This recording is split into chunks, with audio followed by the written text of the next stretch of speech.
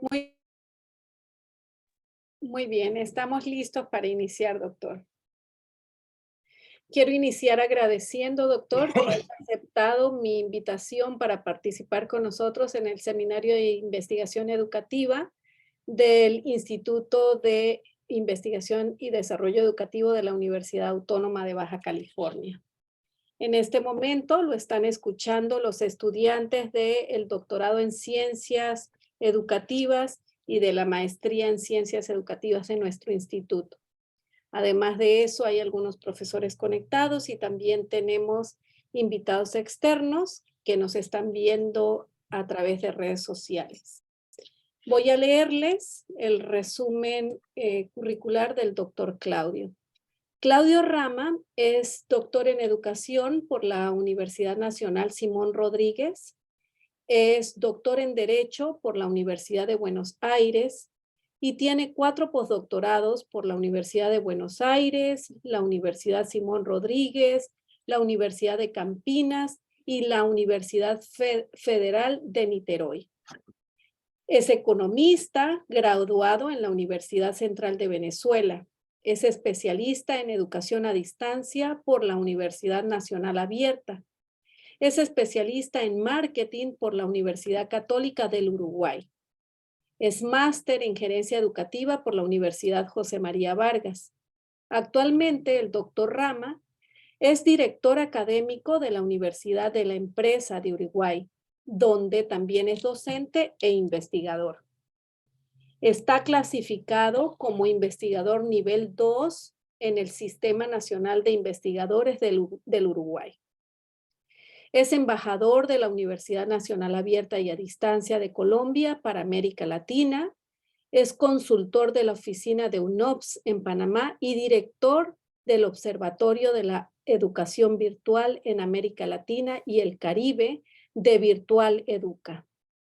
En Uruguay fue director del Instituto Nacional del Libro, director del Sistema Nacional de Televisión, vicepresidente del Servicio Oficial de Difusión, Radio, Televisión y Espectáculos, y también fue decano de la Facultad de Ciencias Empresariales. A nivel internacional, entre otros cargos, fue director del Instituto Internacional de la UNESCO para la Educación Superior en América Latina y el Caribe, con sede en Venezuela, rector del Instituto de Altos Estudios Nacionales del Ecuador y director del Doctorado Interinstitucional de Educación Superior Universitaria de Argentina. Tiene en su haber 27 libros completos propios sobre temas de educación y cientos de artículos en libros y revistas indexadas. Escribe una columna semanal en la prensa, obtuvo 3 veces el Premio Nacional de Literatura del Uruguay y fue distinguido con 7 doctorados honoris causa por parte de diversas universidades de la región. Ha construido una amplia colección de máscaras etnográficas latinoamericanas con más de 900 piezas que se han expuesto en exposiciones. Ha realizado también muestras de fotografía y de artes plásticas propias. Bueno, pues como han escuchado, hoy estamos de manteles largos porque realmente tenemos a un excelente catedrático con nosotros este día. Doctor Claudia, bienvenido a nuestra institución y el micrófono es suyo. Bueno, muy buenos días a todos, muy buenas tardes también, sin duda. Es un lindo honor y es un gran gusto, Katiuska, la invitación que tú me hiciste por intermedio de la universidad para de partir reflexionar un poco este contexto de la situación de la educación en su nuevo escenario, si es que es un nuevo escenario, en su nuevo avance, que podríamos decir claramente posterior a la pandemia, y en este contexto de la evolución de las tecnologías más fuertemente. Vamos a hacer una reflexión sobre lo que es la educación global, las características, vamos a tratar de analizar sus tendencias y vamos a reflexionar sobre los contextos nuevos que implica esta educación global. El trasfondo, podríamos decir, bueno, cuáles son al final las estrategias para el desarrollo de la educación con calidad en América Latina. Lo primero que quiero marcar claramente es, no me deja evolucionar, así. Nosotros estamos en un conjunto de tendencias muy fuertes a escala global en los sistemas educativos. Es parte de la transformación de una dinámica educativa caracterizada antes por lógicas de élite, baja regulación, lógicas exclusivamente presenciales, nacionales, baja diferenciación, y así como también lógicas muy poco mercantilizadas, a una dinámica de transformación a escala global de los sistemas educativos, y es un proceso que estamos llevando adelante de hace prácticamente unos 40 o 50 años, esto que es la masificación, la mercantilización, la diferenciación, y entre esos elementos fundamentales estamos en el curso de una transformación por la internacionalización de la educación superior. Los impulsores de la globalización, los impulsores de la construcción de un nivel superior del estadio de la economía mundo en términos de la dinámica de los mercados, la dinámica del mundo del trabajo, la dinámica de la tecnología, está impulsando la internacionalización de la educación superior. Esto es un elemento que ha sido analizado por varios autores, en los cuales destaco a Meyer y destaco a Acevedo, que van mostrando claramente cómo se está construyendo o se está avanzando un estadio más en este proceso de la construcción de una educación global. Este es un camino que está claramente marcado en la dinámica de una lógica de pasaje de una educación que era fundamentalmente presencial, que tenía un rol central en los sistemas educativos en la conformación de las identidades, cuyo perfil de egreso era fundamentalmente perfil de egreso centrado en las demandas laborales y en procesos económicos y sociales centrados en las producciones en los mercados internos, y esto ha ido transformándose fuertemente. Uno, porque los sistemas de soporte de la, digamos, sociedad y de la cultura no solo son a partir de los sistemas educativos, porque los niveles de la educación superior tienen mucha más articulación con mercados laborales más formales, y también por el avance hacia dinámica de educación no necesariamente presencial. En este proceso, las tecnologías están facilitando claramente la internacionalización de los sistemas educativos. Siempre, si uno toma, por ejemplo, los modelos de Wallerstein, de cómo analizaban el tamaño de la economía mundo, las características de la economía mundo, Wallerstein en su clásico libro sobre la economía mundo mostraba la relación que había de las industrias de comunicación, de las tecnologías de comunicación e información al tamaño del imperio, el tamaño de la sociedad. Bueno, las tecnologías claramente hoy están permitiendo no solo lo que fueron los puentes y los acueductos romanos, o lo que fueron los barcos en algún momento histórico, sino hoy estamos en una dimensión de la internacionalización muy superior, y por lo tanto también en este contexto los intangibles que tienen muchas dificultades de traslado van pasando a lógicas internacionales.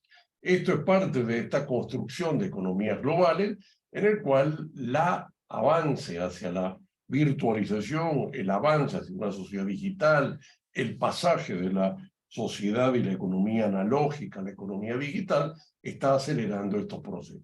Lo está acelerando y al mismo tiempo lo está reconfigurando, lo está modificando sistemáticamente en lo que concebíamos, la lógica previa de lo que era la internacionalización o la construcción de la economía global, ¿no? Y de la educación global. La educación global remitía a algunos elementos más vinculados al currículo, ¿no? Vinculados a algunos elementos más propiamente académicos, y empezamos a ver la complejidad que empieza a tener esta dinámica de una educación global y de los procesos de internacionalización. Claramente, en este sentido, la tendencia a la construcción de una dinámica educativa global es una tendencia que se vincula y se asocia a las áreas generales que están en este camino hacia la internacionalidad. Lo interesante en esta materia para mí refiere a dos elementos centrales. Uno, los procesos de internacionalización, los procesos de globalización educativa son procesos de baja intensidad, en el sentido de que priman mucho más fuertemente los componentes nacionales, por las lógicas sindicales, por las lógicas de los mercados de trabajo, por las lógicas del peso de lo presencial, por las lógicas en el peso del impulso que tienen en la construcción de la identidad nacional, en muchas veces los propios componentes lingüísticos o culturales. Eso hace que en general, a escala global, mientras que hay sectores, como podrían ser las telecomunicaciones o los sectores informáticos, que tienden a tener una globalización de alta intensidad, una internacionalización de alta intensidad, en el caso de los sectores educativos siempre hablamos de un escenario donde hay menos intensidad en los procesos. O sea que las estructuras curriculares, los docentes, las instituciones, los mercados de trabajo, las tecnologías educativas, las pertinencias, etcétera, etcétera, se construyen con una dominancia de los componentes nacionales. Sin embargo, más allá de esta característica general de los procesos de internacionalización y de la propia globalización educativa, es cierto que están sufriendo un pasaje de nula, digamos, globalización a un pasaje de mayor y creciente globalización o intensidad. Si antes meramente la internacionalización educativa se asociaba a una movilidad de los libros o de alguna movilidad de los docentes, hoy está claro que desde ese punto hacia los puntos actuales, en apenas 50 años estamos viendo cambios significativos. Esta internacionalización o esta construcción de un sistema educativo global tampoco es un proceso lineal, en la medida que existen las fronteras, existen las naciones, que Westfalia y los acuerdos de Westfalia del siglo XVI son totalmente dominantes, como por las características de la baja intensidad de la globalización de los procesos educativos. Y en este caso lo que encontramos son dinámicas de convergencia hacia estructuras y miradas y estructuras y complejidades y dinámicas globales, así como también dinámicas de divergencia. O sea que los sistemas avanzan hacia estos procesos de globalización educativa o como componente de participación en la internacionalización educativa como puntos de convergencia y puntos de divergencia. Un país incorpora el modelo de créditos, bueno, eso es parte de un proceso de convergencia. Un país incorpora tales o cuales características de su sistema educativo por ley o por política pública o por prácticas y paradigmas intelectuales, y por lo tanto lo local se vuelve más desarrollado y por lo tanto divergencia. Esta lógica de los procesos de divergencia y convergencia es uno de los elementos que caracteriza los sistemas educativos. Si nosotros queremos analizar, por ejemplo, la Unión Europea como un espacio común de la educación superior, es un caso claro en el cual dinámicas de divergencia y de convergencia se dan en todo sentido. Y también lo estamos viendo en todos los elementos de la transformación de los sistemas educativos hacia América Latina, en el sentido de que avanzamos con divergencias a estándares internacionales, a coherencias, a políticas, a estudiantes, a docentes, a instituciones, a estructuras curriculares, etcétera, pero al mismo tiempo avanzamos hacia especificidad. Esta lógica, lo internacional y lo nacional como una tensión, de alguna forma marca las formas en las cuales se expresan estos procesos de convergencia y de divergencia, pero más allá de la divergencia y la convergencia, el escenario global es una lenta construcción de una educación global. El hecho de que nosotros tengamos tantos años de primaria, que las carreras universitarias sean de tantos años, que haya una estructura de grados y posgrados, de la maestría 2 años, los doctorados 2, etcétera, etcétera, son parte de estructuras que se van conformando, que están claramente globalizadas en términos de las formas, las características. En ese sentido, muchas veces no vemos los procesos de conformación de las estructuras globales, sino después que se han ido construyendo en su dinámica global. En este proceso de internacionalización y de globalización, un elemento central es las asimetrías. Las asimetrías, de alguna forma, son las diferenciaciones que tenemos en los sistemas educativos globales. Parte de los impulsos a la internacionalización tiene que ver con las asimetrías existentes. Asimetrías en términos de calidad, de equidad, de cobertura, de paradigma, de competencia, de un conjunto de componentes que de alguna forma son parte de los impulsores a la internacionalización. Las asimetrías pueden ser estructurales y permanentes. Una sociedad que no tiene mares ni océanos no tendría muchas más carreras de oceanografía que una sociedad que sí las tiene. O sea que de alguna forma hay asimetrías en las estructuras de las ofertas, o una sociedad claramente que tiene la lengua, el malawi africano, como su característica idiomática, tiene ese tipo de formación lingüística y no el español. Y por lo tanto hay asimetrías que son lógicas y formales que tienen que ver con la inserción, ya no la inserción, sino las características de la sociedad. Sin embargo, hay un conjunto de otros niveles de asimetría que tienen que ver con carencias de los sistemas, con debilidades, asimetrías en términos de la formación de los docentes, asimetrías en términos del valor de las certificaciones, asimetrías en relación a,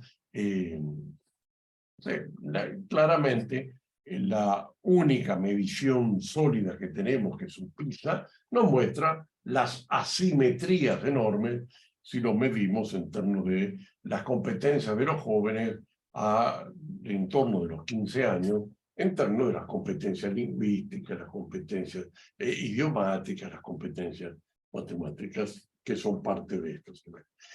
Es claro que en este sistema educativo mundial, de alguna forma hay asimetrías mayores en unos niveles que en otros. La cobertura de la educación primaria, más o menos en casi todo el mundo, sobre todo si nos vemos de América Latina, están los entornos por arriba del 80 y 90, pero si lo medimos en términos de la educación superior, obviamente los niveles de las asimetrías o desigualdades o debilidades de nuestro sistema son más fuertes. Si lo vemos, las asimetrías son más fuertes en los niveles superiores, en términos de la calidad o en términos de la equidad y la cobertura. Está claro que en investigación hay niveles de asimetría, hay asimetrías en los posgrados, en los doctorados, en la actualización profesional. En muchos elementos, esas asimetrías se asocian a los temas de calidad. Podríamos decir claramente que tenemos asimetría dominantemente de calidad entre las diversas naciones y no tanto, para el caso de América Latina, asimetrías de cantidad. Bueno, este conjunto de asimetrías existentes son parte de los impulsores a la internacionalización. Si una persona puede acceder a un nivel de formación superior para reducir esa asimetría en términos de lo que puede formar como capital humano, va a impulsar su dinámica de poder tener un nivel de movilidad que le permita eso. O sea que las asimetrías entre los países, que muchas veces son desigualdades, y otras son injusticias en términos de acceso, supongamos la posibilidad de una mujer afgana hoy de acceder a la educación superior, en términos de su relación con su país, de una enorme asimetría con la libertad y los derechos que pueden tener personas del género femenino en la mayor parte de los países occidentales, ¿correcto?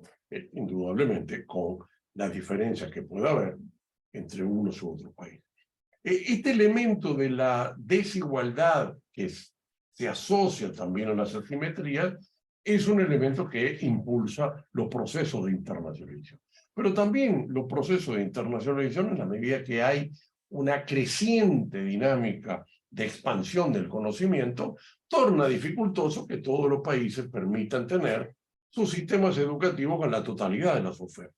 Estamos hablando que a escala global puede haber 200, 300, 400.000 ofertas disciplinarias y obviamente todos los países no tienen esa oferta y el mundo va construyendo una relativa división internacional del trabajo por cuestiones de mercado, por cuestiones de escala, por cuestiones de desarrollo también de la capacidad competitiva de las instituciones. Si uno quiere estudiar derecho espacial o si uno quiere estudiar especialistas en apagar pozos petroleros, en el caso de ingeniería, obviamente muchas de esas carreras, o la mayor parte de esas ofertas, no las encontramos en el mundo, sino que están reducidas muy específicamente en algunos sistemas educativos y en algunos países. Por lo tanto, la pluralidad de las ofertas a nivel mundial, que es parte de la división técnica y social del trabajo, de la expansión del conocimiento, va haciendo que los sistemas nacionales no pueden soportar este conjunto de demandas de altísima especialización y por lo tanto también esto contribuye a los procesos de movilidad y a los procesos de conformación de una economía global en términos de ofertas de unos países y demandas desde otros lugares. En general, esto responde a que lo internacional añade valor al proceso educativo. O sea, no hay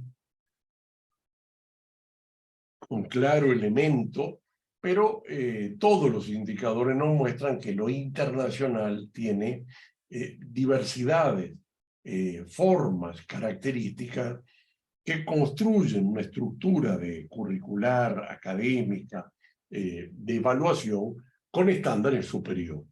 En general, lo internacional agrega valor.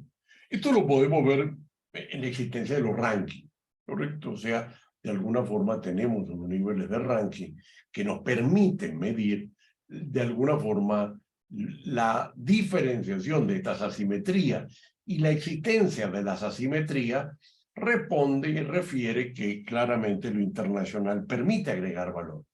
Lo internacional no siempre responde a que sean todos lo nacional grado y lo internacional posgrado, o todas las ofertas en unos países y todas las ofertas en otros, sino que en general los procesos de internacionalización, más allá de la simetría, tienen un conjunto de características con sistemas más desarrollados, con sistemas con estándares superiores, con sistemas con más lógicas de calidad que nuestros sistemas locales. Esto es una problemática que tiene que ver también con el bajo desarrollo de los sistemas educativos en nuestro continente en términos de los tiempos del aseguramiento de calidad. Los sistemas de aseguramiento de la calidad en la región empiezan en los años 90 y si ponemos en la mesa, los sistemas de aseguramiento de la calidad en algunos países arrancan hace 200 años.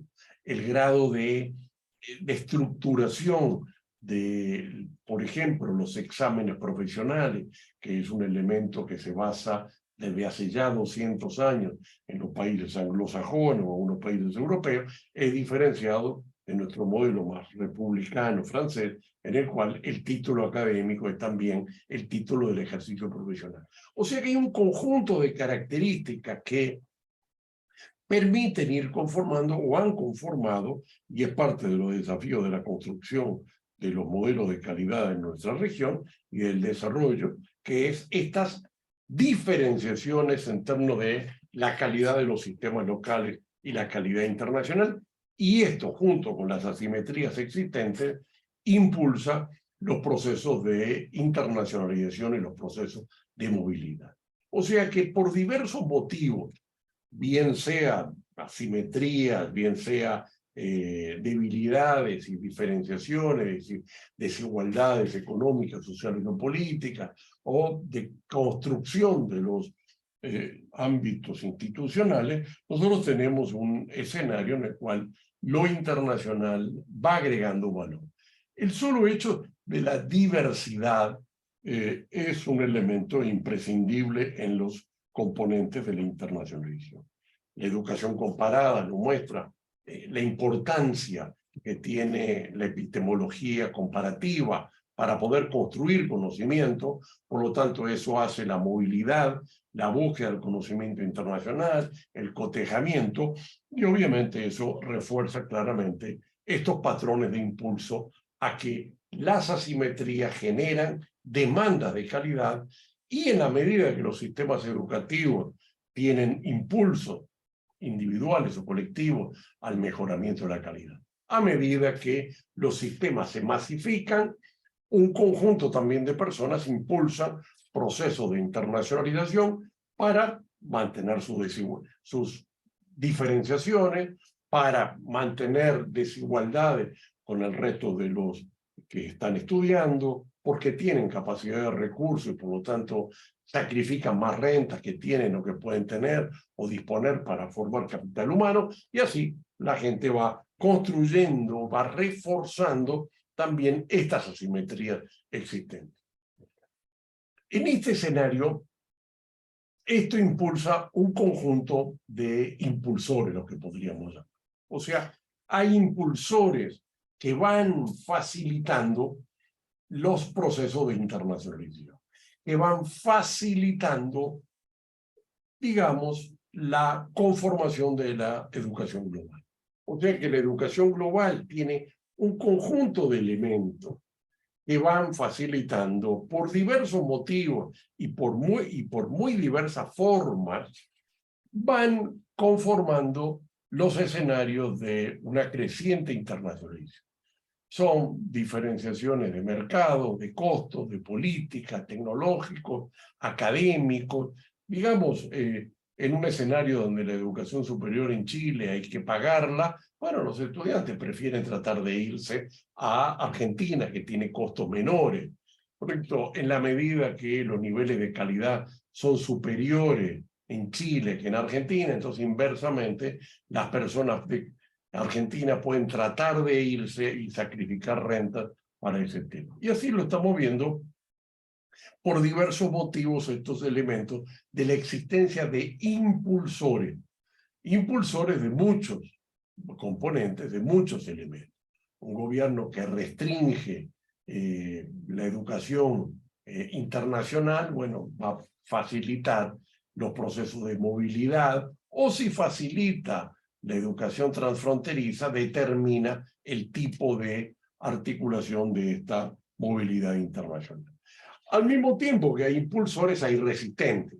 Correcto, las estructuras de costo, el proceso de reconocimiento de las certificaciones, los problemas de la movilidad, la existencia de habilitaciones o no a la educación transfronteriza, o los problemas de visa, etcétera, etcétera. Nosotros tenemos un enorme conjunto de elementos que van facilitando o van restringiendo desde el ámbito de la política pública estos elementos de internacionalización. Podríamos decir más claramente que todavía es mucho más marcado. Nuestros países todos los días proclaman la apertura de los mercados externos a nuestros productos, o facilitan e impulsan la movilidad de nuestros nacionales a los países extranjeros y que no tengan restricciones para trabajar, pero también inversamente limitan el ingreso de instituciones educativas a nuestros países.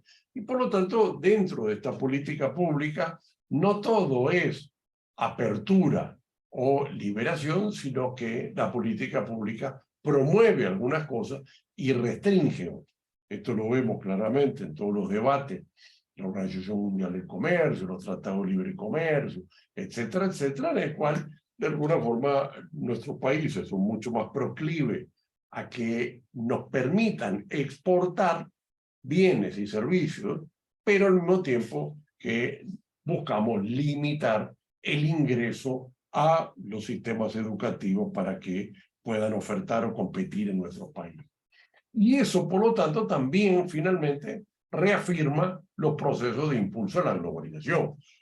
O sea, si no tengo la posibilidad de estudiar en forma transfronteriza, en forma virtual, bueno, puedo tratar de tener las estructuras de costo para movilidad. Por lo tanto, ahí tenemos muchas variables que van dando esta diferenciación. En síntesis, podríamos decir que todos estos motores de la internacionalización los encontramos por varios componentes que los podemos agrupar por desigualdades de los sistemas. La desigualdad puede ser meramente asimetría, que no hay lógica tener una carrera, pero si alguien quiere estudiar determinada carrera, tendrá que emigrar si no hay oferta local. La desigualdad de los estándares de calidad, obviamente es de las más importantes. La especialización, o sea, si quiero especializarme en un área de subespecialización de medicina, que no hay. El mundo tiene cerca de unas 400 especializaciones médicas, pero muchas veces los sistemas educativos no tienen esa cantidad de especializaciones de las ofertas y por lo tanto quien quiera estudiar oncología de niños, hay veces puede ser que no tenga la oferta de un posgrado, de una especialización médica y por lo tanto tendrá que mirar. También encontramos dinámicas que tienen que ver con la eficiencia pedagógica. O sea, en qué medida los sistemas son más eficientes. Hoy hay toda una discusión de las largas carreras contra los bootcamps, que son cursos mucho más orientados, con mucho más perfiles, más vinculados a una dinámica de ingreso a los mercados de trabajo en los niveles universitarios. Bueno, tiene que ver con el desarrollo de paradigmas buscando construir los mejores niveles de eficiencia. Sistemas basados más en competencia frente a sistemas más basados en conocimiento, es obvio que hay una eficiencia. Sistemas que permiten modelos de simulación, metauniversidad, que ya están trabajando fuertemente con los temas de inteligencia artificial, en todos los procesos de evaluación, etcétera, etcétera. Es claro que la eficiencia pedagógica o los modelos propiamente de cómo se estructura, y en la media seguimos en un modelo más de educación bancaria de Paulo Freire, de clases catedráticas, presenciales, y pocos niveles de articulación al mundo del trabajo, o a la movilidad, o a los modelos de educación dual, sin lugar a duda, son determinantes en el escenario también de desigualdades o asimetrías en los sistemas educativos, que aquellos que buscan van impulsando movilidad y eso va facilitando impulsos en la economía global. Sin lugar a dudas, los impuestos, los costos, los profesores, la calidad, la conectividad, etcétera, etcétera, son elementos determinantes en esta materia. Este proceso de la construcción de la economía, de la educación global, se desarrolla por múltiples modalidades. La armonización de normas, o sea, los tratados de libre comercio, las uniones aduaneras, los acuerdos educativos, bueno, buscan la armonización de las normas. Para estudiar maestría hay que tener grado, o para estudiar doctorado hay que tener maestría, y establece claramente las normas, y por lo tanto prohíbe los polizontes, que es el pasaje de una conveniencia en un sistema frente a otro que es más riguroso. Bueno, la armonización es parte de este sistema. Y así tenemos la estandarización de los procedimientos, la diseminación de información, saber qué está pasando en otros países, el desarrollo de lo que es, bueno, no sé, los enfoques por competencia o los procesos de enseñanza por simulación o lo que antes era el proceso de enseñanza por casos o el aprendizaje basado en problemas, etcétera, etcétera, es parte de la diseminación de la información en esa red. Finalmente, también las dinámicas de articulación, carreras universitarias que tienen 2 años en un país y la continuación en otro, implica estructuras que obviamente se tienen que amarrar muy fuertemente hoy, lo que está apareciendo con los modelos de clases de espejo que se van avanzando fuertemente con los escenarios de la educación híbrida que permiten, por lo tanto, una lógica virtual. Y obviamente también la imposición, ¿correcto? La Unión Europea ha ido fijando un conjunto de parámetros de la Unión Europea y otros países, los africanos, directamente se asociaron y por lo tanto hay 19 países del África que cumplieron y cumplen los protocolos del Acuerdo de Bolonia, que básicamente firmaron aceptando, pero de alguna forma es una imposición sobre su sistema. O casos mucho más fuertes, como lo vemos en América Latina, todo el sistema de educación superior de Puerto Rico, que, bueno, que está impuesto sobre las características del Tratado de Libre Asociado que asocia a Puerto Rico con prácticamente Estados Unidos. Por lo tanto, el sistema está impuesto con los beneficios y los deméritos, pero es una forma de participar en esta dinámica de la educación global. En este contexto se ha ido perfilando diversidades de tipologías de cómo se va construyendo una educación global.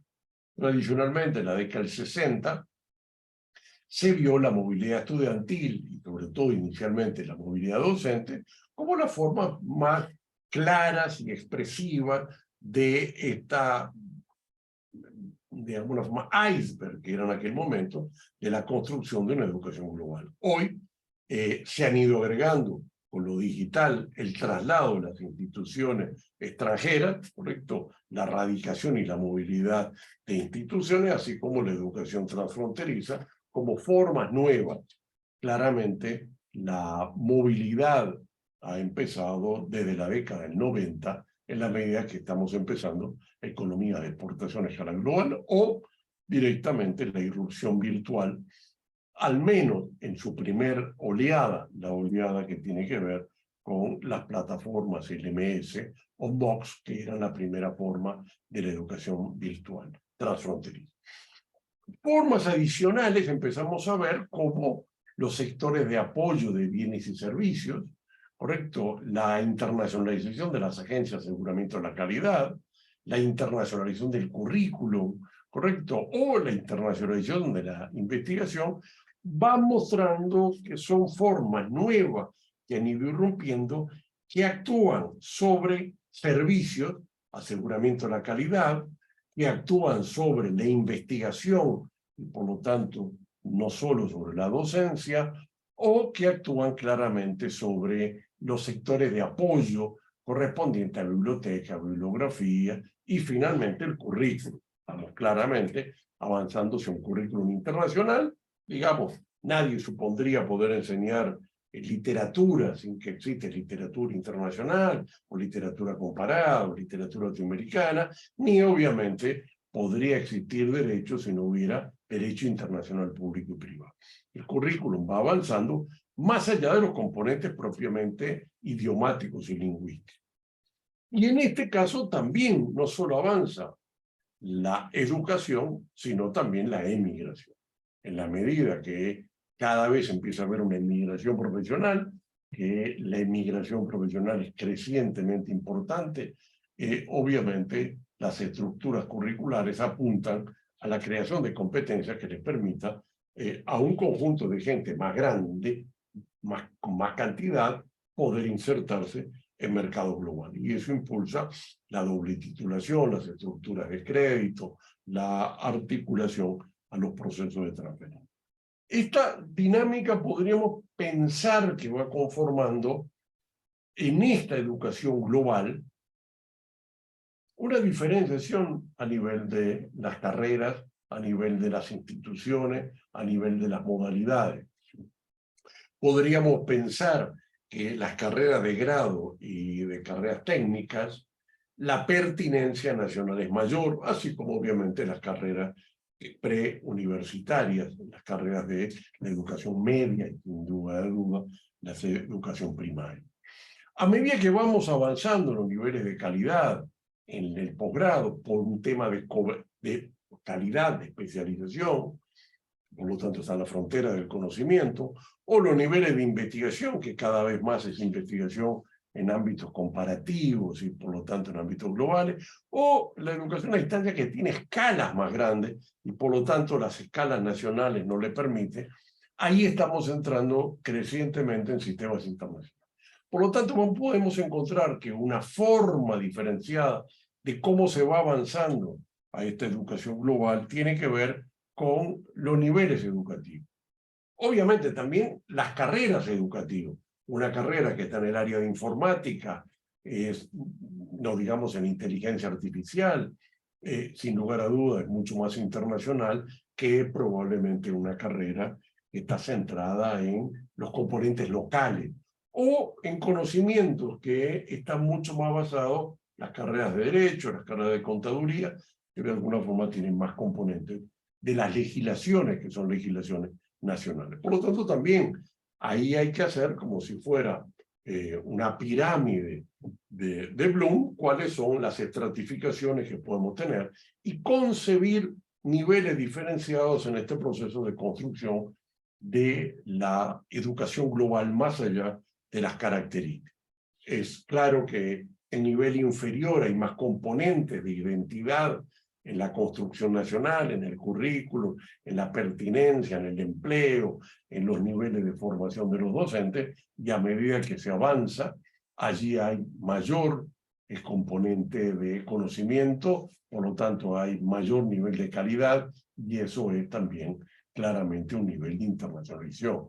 Una especialización no tiene el mismo nivel de internacionalización que una maestría, que un doctorado, que un postdoctorado, y así podemos también ir viendo claramente ese elemento.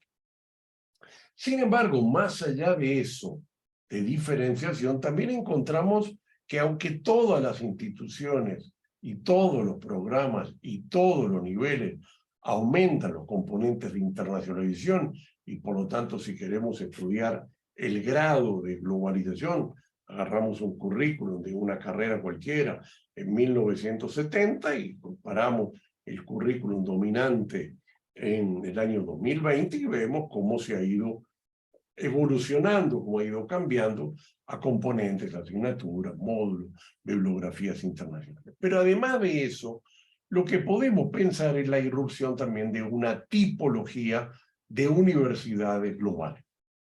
O sea, es claro, como dijimos en el cuadro anterior, la de investigación tiene más tendencia a la internacionalización, la de posgrado tienen más vinculación. Eso lo asumimos por las misiones y las funciones. Pero en las características mismas también empezamos a construir y a formar y a mirar la existencia de tipologías universitarias, lo que llama las universidades de clase mundial. Salmi hizo un estudio sobre universidad de clase mundial y hace una tipología, una característica de un tipo de institución focalizado en el nivel más internacional, por diversos motivos. Hoy, cuando hay veces uno piensa alguien que quiera entrar al Banco Mundial o que quiera entrar a un organismo internacional, es bastante difícil poder ingresar si no tiene un título de doctorado en una universidad anglosajona. Correcto, empieza a ver que para determinados mercados de trabajo, obviamente hay algunas características. Pero también, si alguien quiere entrar a ejercer derecho para unas consultoras o unas, no le alcanza un título de una universidad nacional normal americana, sino que son algunas instituciones de estilo Harvard que cubren nacionalmente en Estados Unidos, o también nos pasa a nivel latinoamericano en los países grandes. Un título de una universidad estadual en Brasil, por ejemplo, no tiene el mismo peso que de la Universidad de Sao Paulo, que aunque es solo de Sao Paulo, tiene una mirada nacional. Esto nos pone ya tipologías de universidades de clase mundial, de posgrado, universidades transfronterizas. La Universidad Indira Gandhi, con 5 millones, es mucho más local.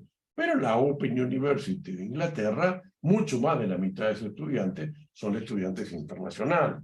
Si uno mira la UNED de España a distancia, es más local, pero si mira la UOC tiene muchísimos más estudiantes fuera de España.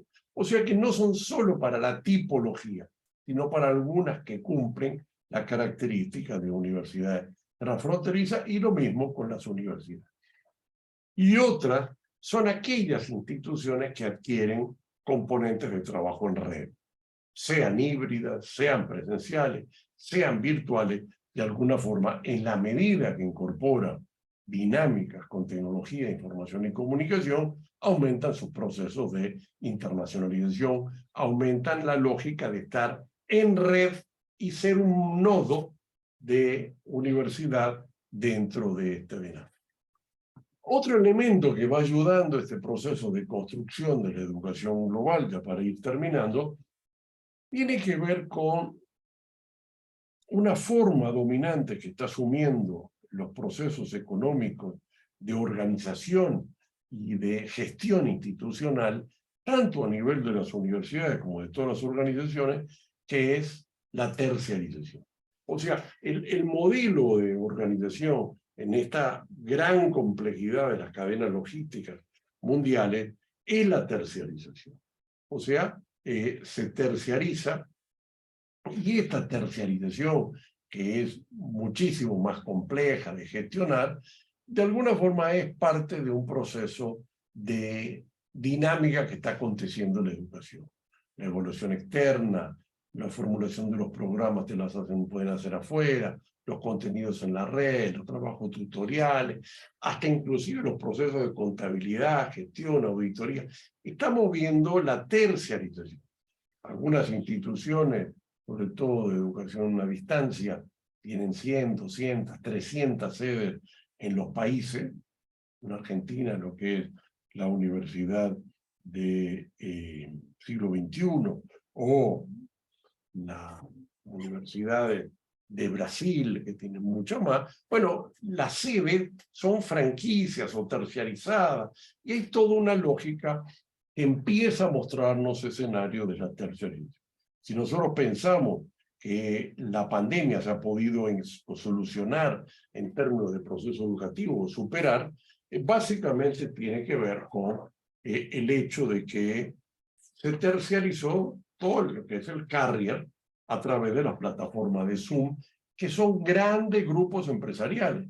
Microsoft, Teams, Google, etcétera, etcétera, Zoom, de alguna forma. Ahí estamos viendo también una lógica en la cual, al avanzar dinámicas en red, al mismo tiempo estamos entrando en procesos de terciarización, y la terciarización es crecientemente internacional. La compra de programas, la compra de software, la compra de sistemas de evaluación, la compra de sistemas antiplagios, de software, es parte de un proceso de terciarización que, aunque la dinámica del estudiante y el docente sea igual, presencial y nacional, empezamos a ver componentes claros del proceso educativo en esta materia. Entonces, en síntesis, estamos desde un pasaje de una educación local, homogénea y presencial, a una educación global que es diversa, que es híbrida, que es muy flexible, y que de alguna forma no necesariamente es virtual, o inclusive que puede combinar formas presenciales y virtuales a través de modelos híbridos, articulando lo nacional e internacional. Si yo pienso este momento que nosotros tenemos dentro de nuestro curso, bueno, esto funciona como una lógica de educación global. En el sentido, no estoy presente, pero está integrado en una dinámica de participación. Esto es parte del globalismo. Esto es parte de la construcción de una educación global, de una complejidad sistémica que tiene la educación, y donde lo local se subsume en dinámicas globales o se articulan formas diferenciadas de este escenario. Las tecnologías, lo híbrido, pero sobre todo el avance a lo que es la nueva fase de la educación virtual, que es la fase sincrónica o de streaming, que permite que al mismo tiempo se compagine. Esto no es lo híbrido la única forma de articulación educativa, vamos a tener muchísimas más. Así como en los 60 decía que se articuló una parte del componente de educación global en movilidad estudiantil y docente, después aparecieron nuevas clasificaciones, ahora estamos en una dinámica mucho más profunda, que es parte de un camino que va a continuar. Vamos a ver mucho más fuerte formas de high flex, presenciales y virtuales, la irrupción de la universidad, metaverso, o sea, la universidad que prácticamente es digital, porque es casi la industria del videojuego en términos de la reproducción de los contenidos, y ellas son obviamente en red mucho más fuertes. No es solo un intercambio de procesos presenciales a través de la red, sino directamente soportados en plataformas para accesos globales, como hoy estamos viendo directamente parte de la dinámica de la sociedad en red. La vemos en Netflix, la vemos en Uber y la vemos en muchas dinámicas fronterizas. Bueno, esta es una mirada global y quedo a las preguntas y los comentarios de esta mirada global de la irrupción o el avance más a una educación global que está irrumpiendo en nuestro mundo. Muchísimas gracias, doctor Claudio. La verdad es que siempre es un placer escucharlo con temas tan actualizados. En este momento vamos a abrir el micrófono para quienes, por favor, tengan preguntas para el doctor aquí en la sala, y si no, aquí mismo en el chat tengo algunas preguntas. Entonces, primero tienen la palabra quienes quieran participar. Muy bien, doctor. Tengo aquí dos preguntas de una de las estudiantes de doctorado de nuestro instituto, y dice una de ellas: ¿en cuáles competencias digitales se observa más asimetría entre los países? ¿Y qué características presentan los países que apuestan por la actualización docente? Esas son las preguntas que tengo aquí en nuestra sala. Bueno, la competencia más fuerte de asimetrías en lo digital es la programación. O sea, todavía en general la capacidad de programación de los docentes y de los profesionales es prácticamente inexistente. O sea, apenas se manejan algunos aplicativos o se manejan algunos interfaces, pero este tema se desarrolla y avanza hacia la programación. O sea, todo profesional universitario, cualquiera que sea su campo disciplinario, deberíamos saber programación. O sea, un arquitecto no es diseñar en AutoCAD, ¿correcto? Entonces el AutoCAD simplemente lo que hace es el dibujito, en vez de hacerlo en la mano, el lápiz alzado, se hace a través de un software y obviamente es mucho mejor, pero en todo caso el tema es programar. ¿Cuántas personas van a entrar? ¿Cuánto es la circulación de gente? ¿Dónde están las luces? ¿Cuáles son los ámbitos solares? Y vas armando modelos de programación. Nosotros estamos en la puerta ya cada vez más fuerte del desarrollo de la ingeniería de la inteligencia artificial, que es un escenario de programación. Inclusive, cada vez son mismo máquinas que van avanzando en la programación. Pero las competencias de un enorme nivel de debilidad es la programación. Y además la gente cree que es mucho más difícil de lo que realmente es. No es que hay que empezar a los 4 años, y hoy hay mucho desarrollo, hay cientos de escenarios de programación, porque obviamente la programación hay muchos lenguajes y por lo tanto van cambiando, van innovando. Y por lo tanto, como todos los elementos contemporáneos, no necesariamente se ingresa en las mismas formas que en el pasado. No es que hay que empezar con la 360 y las fichas de IBM como en la década del 60, sino que es otro mundo. Y muchas veces inclusive la inteligencia artificial está permitiendo que uno necesito hacer tal cosita, y entonces te da como si fuera la frase entera para ir incorporando en el lenguaje programación. Bueno, esa es la primera idea. Y el otro que me pregunta es de las competencias docentes, era... La otra era, ¿qué características tienen los países que apuestan por la actualización docente? digamos que la actualización docente es un título muy general.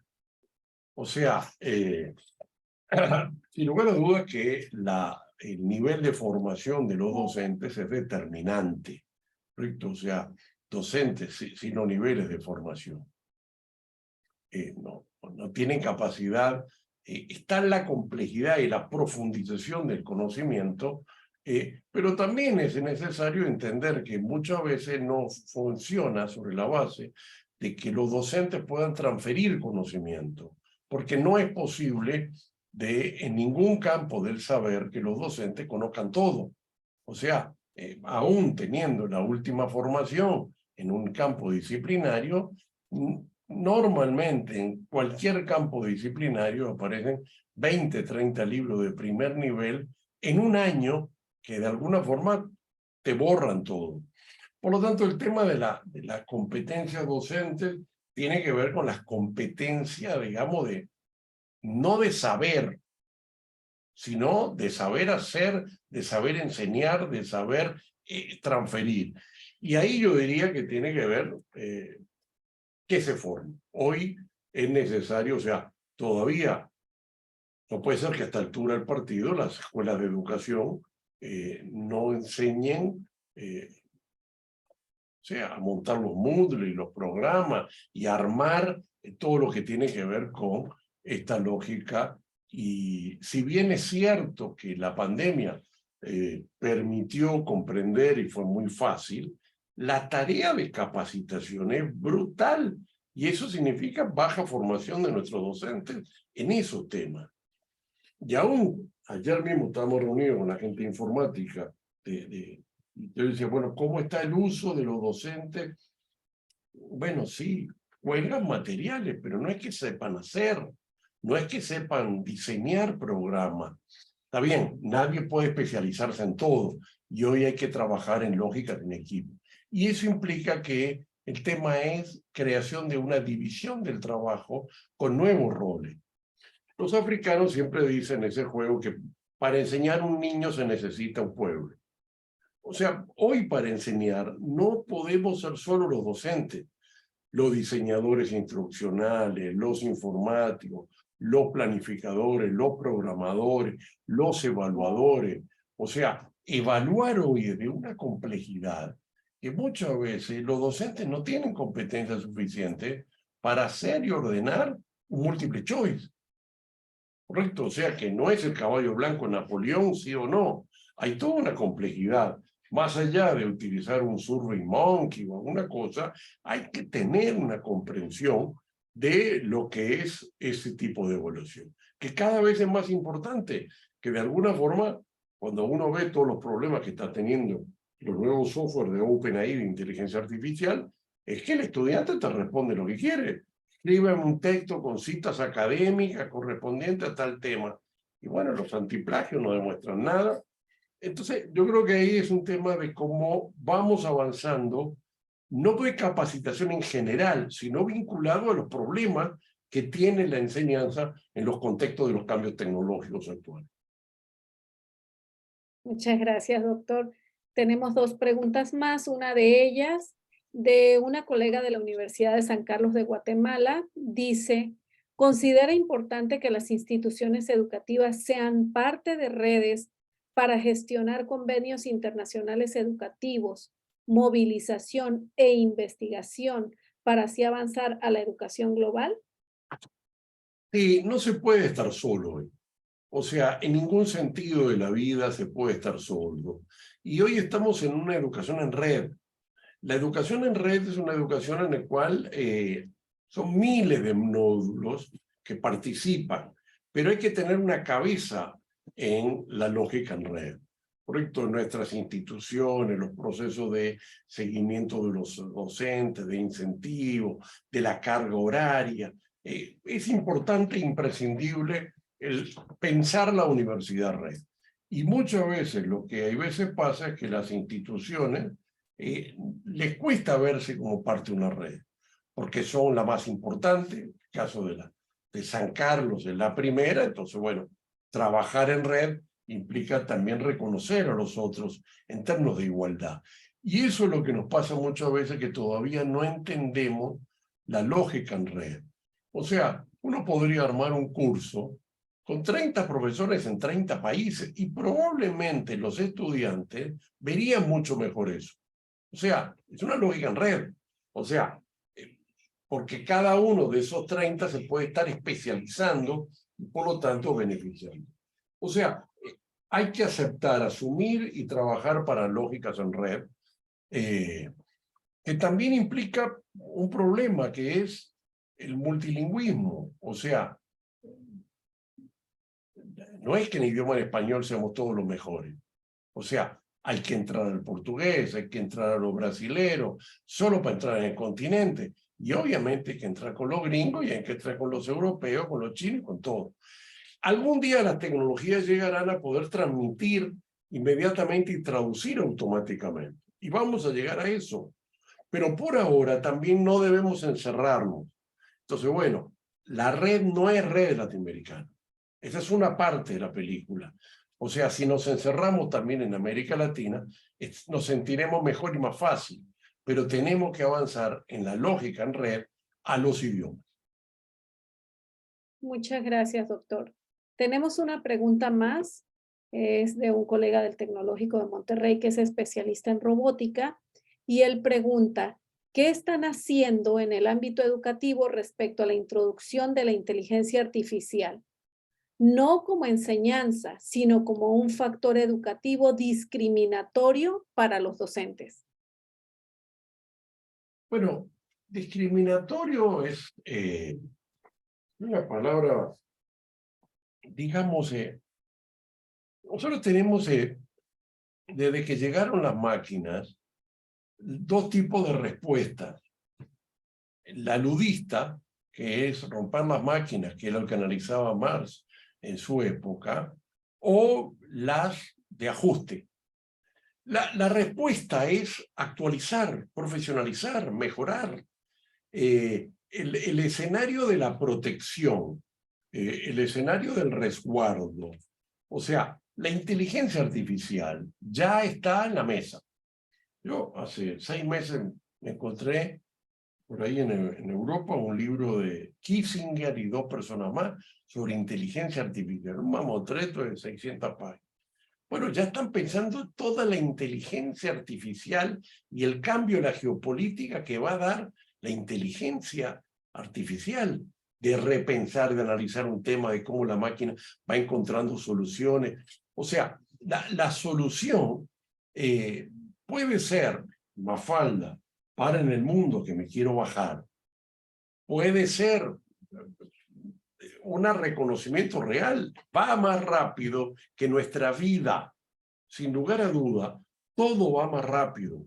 No puedo leer la cantidad de artículos que hay en estos temas que yo trabajo. No puedo, me muero. Entonces, ¿qué hago? ¿Abandono y me encierro o peleo y corro? Entonces, yo digo que en esta materia, sin lugar a dudas, es una angustia. Y a medida que pasan los años, todavía es más complejo. ¿Correcto? O sea, las generaciones jóvenes podrán entrar más fácilmente. Pero también si nosotros, todas las generaciones, no buscamos actualizarnos e ir corriendo en esa carretera, nos va a ir peor. O sea, el esfuerzo es enorme. Bueno, indudablemente creo que la inteligencia artificial, como como pasó en la década del año 2000, cuando efectivamente apareció lo digital y la gente se quejaba. Pero también cuando llegó el coche y el señor Ford inventó los coches y se empezaron a producir miles de coches y gente de carruaje y las fábricas de carruaje empezaron a cerrar, bueno, globalmente el mundo mejoró. Sin lugar a duda, al que estuvo en la fábrica de carruaje le fue muy mal. Y ahí la educación tiene un rol, que es el reciclaje. La educación ya no es transferir conocimiento del pasado al futuro. No, o sea, por ejemplo, la educación es capacitarnos y prepararnos para actualizar las competencias, para actualizar y renovar nuestras capacidades en este contexto. Y eso es un desafío enorme de los sistemas educativos y de las personas, de los espíritus, de la voluntad, de la disposición y del borrar y cambiar y cuenta nueva. Los tipos que están en astronomía no pueden mantener una idea 6 meses. Toda la investigación que hicieron a los 6 meses se le cae y aparecen otras. Entonces, ¿cuál es su filosofía? Negar que ahora con el web aparecieron miles de nuevas miradas del universo y negarla. No puede. Muchísimas gracias, doctor. Bueno, vamos a cerrar con esta pregunta. Y con respecto a lo que mencionó sobre la creación de una red global universitaria, que por supuesto eso está alineado al acceso abierto del que tanto se habla hoy en día. También tenemos estos conceptos que usted nos compartió sobre universidades transfronterizas. A mí se me viene a la cabeza la pregunta, bueno, ¿y eso cómo lo logramos? Si nosotros somos aquí en la Universidad Autónoma de Baja California una universidad presencial.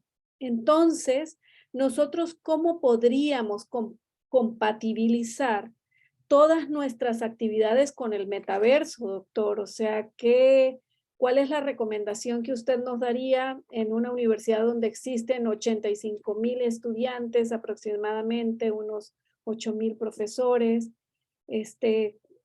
¿Cómo cree usted que en esta espacio de presencialidad podríamos empezar a escribir la historia hacia el metaverso? Bueno, el metaverso es un modelo que no es el único y habrá que ver. De alguna forma todavía allí hay un escenario de costos y de dificultad que es enorme. ¿Cómo van avanzando? No una sola forma, muchas formas. Cada facultad, cada unidad académica, cada docente. Este hecho, que bueno, que entonces yo estoy dándoles una charla a ustedes, es una forma de avanzar. ¿Correcto? Y así decenas de profesores que van incorporando la bibliografía, que van trayendo profesores, que van incorporando movilidad estudiantil, que van firmando acuerdos para escribir artículos con investigadores internacionales, para publicar en revistas, que van presentándose a proyectos que tengan cooperación internacional. La universidad hace 1000 cosas. Lo maravilloso de nuestras universidades es que no está parada, ¿correcto? Sino que son miles avanzando, ¿correcto? Indudablemente, yo creo que lo que importa es legitimar esto que están haciendo todos los académicos, que es buscando la forma de mejorar nuestra información, nuestro conocimiento, porque al final es un tema de derechos. El derecho a la educación internacional es un derecho. Yo tengo derecho a saber qué pasa en el mundo, a informarme y acceder a la bibliografía. Y entonces, ese es un tema que todos los sistemas en las universidades, ¿correcto? Las universidades pueden ser presenciales en un mundo global, no hay problema. Correcto, Harvard toda la vida ha sido global, ahora está pensando y hace MOOCs y ofrece MOOCs. Es otra discusión de, no es que tienes que transformarte en educación virtual ni híbrida. Cada una construye su modelo, pero ese modelo tiene que tener estándares internacionales, conexiones internacionales, bibliografías internacionales, docentes internacionales, estudiantes internacionales, porque si no, lo que tienes es desigualdad educativa. Si no vienen los estudiantes extranjeros, es porque no tienes el nivel, y si los estudiantes los tuyos se quieren ir, si no se van porque es gratis, entonces, bueno, no tienes el nivel. ¿Cómo construyes el nivel? Lo internacional es una forma para construir el nivel. Pero yo creo que todos sabemos cómo hacerlo, ¿correcto? En vez de abrir una plaza permanente, habla una plaza para que venga cada 6 meses un profesor internacional. Y así se van haciendo. Así van haciendo. Y ustedes están en el borde con un sistema gringo que con su pro y su contra tiene un nivel de calidad y de dinámica enorme. O sea, lo pueden ver, lo pueden aprender, lo pueden mirar, lo pueden cotejar, y eso ha sido una de las cosas maravillosas de México. O sea, como dicen, cerca del infierno, pero también lejos del infierno. Es como estar lejos y cerca y lejos del infierno, no hay problema. Pero en todo caso te permite ver cosas. que nosotros muchas veces, desde otro lado, nos quedamos en el ombligo, ¿correcto? O sea, que tenemos el riesgo del ombliguismo. México tiene el riesgo del ombliguismo, como todo nuestro país, como parte de todos los seres humanos, pero también está cerca del mundo y la ves. Yo lo que pido es que hay que ver el mundo. Ver el mundo, actuar localmente, pero entender el mundo. Claro. Muchísimas gracias, doctor. La verdad es que es un placer escucharlo. Voy a compartir con ustedes la constancia que le enviaremos al doctor Claudio Rama el día de hoy, que dice: Universidad Autónoma de Baja California, Instituto de Investigación y Desarrollo Educativo, otorgan la presente constancia al doctor Claudio Rama por haber impartido la conferencia Modalidades de la Educación Global en el marco del Seminario de Investigación Educativa. Firman nuestro director, el doctor José Alfonso Jiménez Moreno, y el coordinador de investigación y posgrado del instituto, el doctor Sergio Gerardo Málaga Villegas. Y bueno, pues después de este agradecimiento, también quiero hacerlo extensivo a todas las personas que nos escucharon aquí en la sala de Zoom y también en las redes sociales. Muchas gracias. Muchas gracias. Mándame pues el